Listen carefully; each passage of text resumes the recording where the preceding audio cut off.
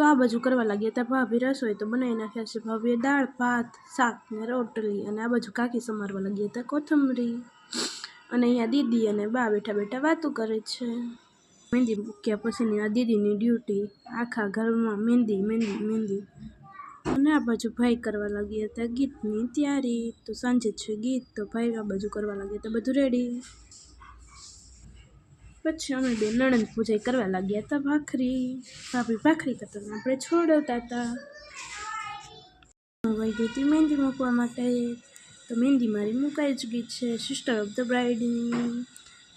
પછી સાંજે આવી ગયા હતા બધા ગીત ગાવા માટે તો જો અમારી દીકરીને ક્યાંય બેઠા બેઠા શાંતિ ન હોય જીવને જો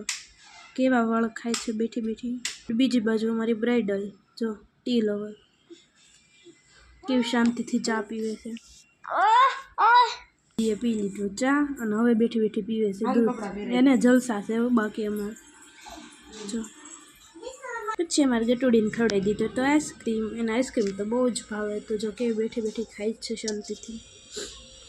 એને પછી બધાએ આ બાજુ કરી દીધા હતા ફટાણા શરૂ